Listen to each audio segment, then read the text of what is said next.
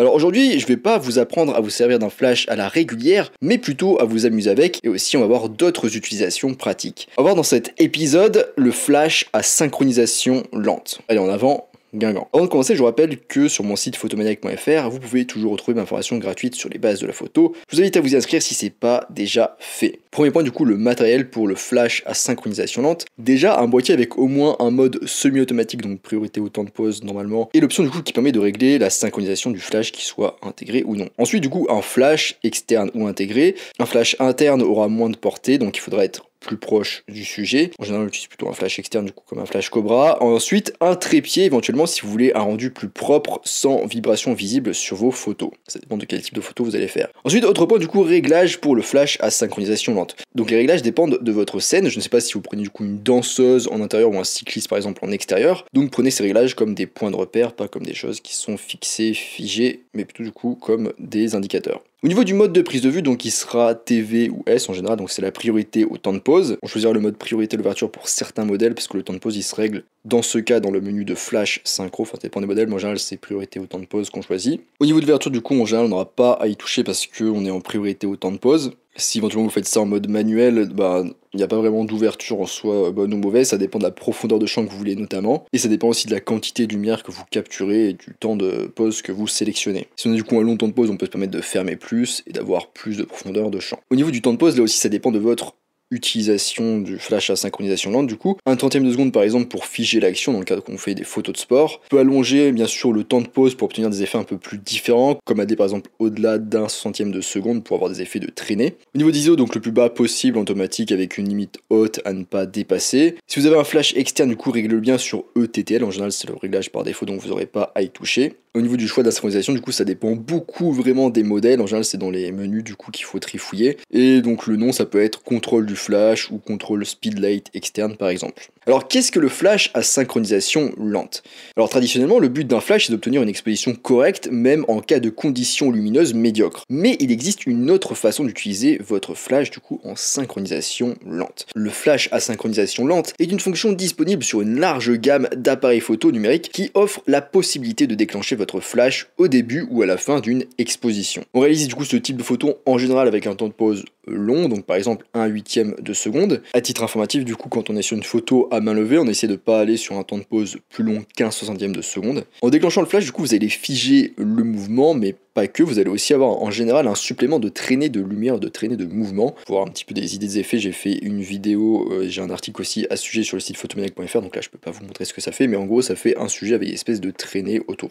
Donc ce type de synchronisation il est aussi intéressant parce qu'il permet d'obtenir un sujet ou un premier plan, donc en fait ce qui va être éclairé par le flash, correctement éclairé, tout en faisant en sorte que la faible lumière ambiante soit aussi capturée donc en arrière-plan ou éventuellement en premier plan, et soit enregistrée du coup dans l'appareil photo et sur la photo. Autre point, comment fonctionne exactement le flash à synchronisation lente? Comme je vous le disais, le principe c'est de pouvoir déclencher le flash au début ou à la fin de l'exposition, et pour être précis, on appelle ça au premier rideau ou au second rideau. Donc pour comprendre un petit peu ce que c'est que cette histoire de premier et second rideau, je vais parler un petit peu de l'obturateur. Donc dans votre appareil photo, vous avez du coup un obturateur qui est composé de 3 éléments. On a le miroir qui est devant, on a le premier rideau qui est constitué de lamelles, positionné du coup derrière le miroir, après le miroir, et on a le second rideau qui est aussi constitué de lamelles, qui est aussi positionné après le miroir. Au niveau du fonctionnement de tout ça du coup, donc en fait vous allez déclencher, donc vous appuyez sur votre bouton pour prendre une photo, normal. Ensuite on a le miroir qui se relève, on a le premier rideau qui va découvrir le capteur, donc le capteur est exposé, en fait il se baisse en général, c'est un rideau qui se baisse. Et ensuite on a le second rideau qui vient par-dessus et qui va recouvrir le capteur, et qui du coup sonne la fin de l'exposition.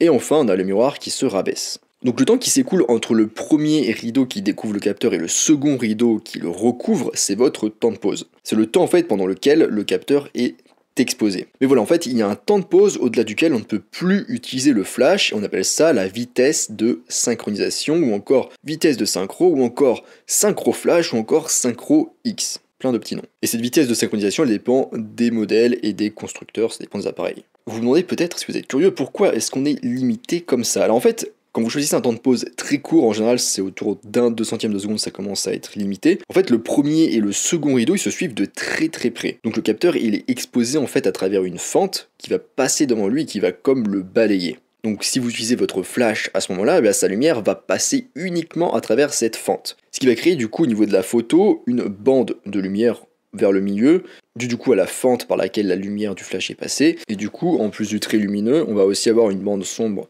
en haut et une bande sombre en bas en général. Donc en résumé, retenez qu'on ne peut utiliser un flash qu'avec un temps de pause plus long ou égal à la vitesse de synchronisation de flash de l'appareil photo. Donc petite remarque quand même, il existe maintenant des flashs HSS qui permettent de passer outre cette limitation. Alors autre point maintenant, quand utiliser le flash à synchronisation lente? Donc il y a plusieurs cas, il y en a 4 que j'ai listés. Alors premier cas, c'est pour les situations en faible luminosité, lorsque vous pensez que le flash normal vous donnera une photo fade et sans intérêt, donc car le flash en fait il peut prendre trop le dessus et délaver globalement la photo. Donc ça vous êtes plutôt dans une situation de photo normale et votre sujet ne devra pas trop bouger pour que la photo et que le sujet du coup soit net sur la photo. Ensuite, autre cas, c'est pour tout ce qui est photo d'action sportive. Quand vous souhaitez notamment capturer en panoramique, dans ce cas d'ailleurs mettez-vous en second rideau, le flash à synchronisation lente, il va permettre de capturer le sujet avec des détails très nets, mais aussi d'obtenir un certain flou de mouvement dans la photo. Cela va donner à votre photo une impression de vitesse et est beaucoup plus agréable que l'effet un petit peu figé obtenu avec un flash normal entre guillemets. Ensuite, autre cas, c'est pour faire des effets de flou de mouvement et ou de superposition sur des sujets en mouvement, donc par exemple des piétons, des danseurs ou en soirée. Dernier cas, ça peut être en plein soleil, donc je vais vous expliquer pourquoi, comment, juste après. Alors maintenant, autre point, quels sont les avantages de l'utilisation du flash à synchronisation lente? Alors habituellement, quand on utilise un flash en condition de faible luminosité, notre appareil sera réglé sur un temps de pause court, car en fait on va recevoir beaucoup de lumière et on veut que le sujet soit net, car on va recevoir beaucoup de lumière et on veut que le sujet soit net, et alors du coup oui votre sujet sera bien éclairé et bien net, même en mouvement, mais il y a 2 problèmes qui peuvent se produire dans ce cas. Déjà le premier problème c'est que votre sujet peut être trop éclairé, un petit peu délavé, un petit peu sans trop d'informations dessus finalement. Et deuxième problème, c'est que l'arrière-plan peut être trop sombre, parce que l'appareil n'a pas le temps de capter la lumière ambiante due au temps de pause qui est court. Donc au lieu d'utiliser un flash, on peut aussi utiliser autre chose. On peut aussi du coup désactiver le flash et utiliser un temps de pause qui est long afin de collecter en fait suffisamment de lumière pour obtenir une photo correctement exposée. Donc cette technique elle est très efficace si vous prenez des photos de paysages par exemple ou d'environnement immobile, mais pour les sujets en mouvement vous obtiendrez globalement un flou de mouvement non voulu. Alors du coup je vous propose le meilleur des deux mondes, presque, c'est la synchronisation lente comme on en parle depuis tout à l'heure, qui vous permet d'exposer correctement toutes les parties de votre scène. Parce que du coup, avec le long temps de pause, vous allez recueillir davantage de lumière ambiante, notamment en arrière-plan. Et en plus, couplé du coup avec le flash, votre sujet sera correctement exposé et net, ou presque, et sans avoir trop à monter vos ISO. D'ailleurs, vous pouvez aussi utiliser du coup la synchronisation lente en mode manuel par grand soleil. Si vous exposez en fait la scène d'ambiance d'un diaphragme ou d'un stop, vous n'assombrirez que les parties de la photo éclairées par la lumière ambiante, mais les parties éclairées par le flash resteront correctement exposées. Donc ça marche bien dans les scènes avec beaucoup de soleil pour un petit peu rééquilibrer la luminosité perçue dans l'image. Maintenant, autre point, synchronisation au premier rideau ou au second rideau. Alors, ça y est, on y vient enfin, vous avez 2 possibilités de synchronisation du flash. Au premier rideau, donc on émet un flash au début de la prise de vue, et au second rideau, on émet un flash à la fin de la prise de vue. Alors du coup je vais détailler, donc pour la synchronisation du coup au premier rideau, donc c'est le réglage par défaut et la manière finalement classique de prendre des photos au flash en synchronisation lente. Vous n'avez pas de réglage particulier à faire, sauf bien sûr le temps de pause. Le flash se déclenche quand vous appuyez sur le déclencheur, puis l'appareil photo du coup continuera à enregistrer la lumière pendant le reste de la prise de vue. Du coup le déclenchement au premier rideau il permet de superposer le mouvement du sujet avec l'exposition, donc la photo initiale.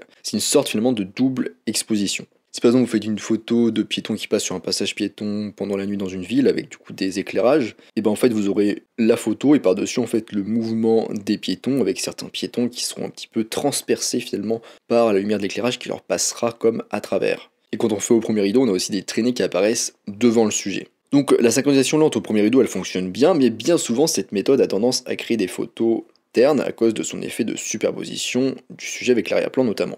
Donc maintenant, du coup, on va parler de la synchronisation au second rideau. Donc si le premier rideau vous a déçu, dans ce cas, passez au second. Ce réglage active le flash juste avant la fermeture de l'obturateur, et du coup, dans ce cas, il va exposer votre sujet par-dessus les traînées de mouvement. Et donc maintenant, les traînées lumineuses, elles auront tendance à être derrière le sujet, le mettant plus en valeur et permettant d'attirer l'attention sur lui. Et même globalement, au second rideau, on a moins globalement de traînées lumineuses qu'avec le premier rideau, et c'est notamment mieux du coup pour les photos sportives, vous voulez par exemple un sujet qui est plus figé, plus net, avec moins de traînées.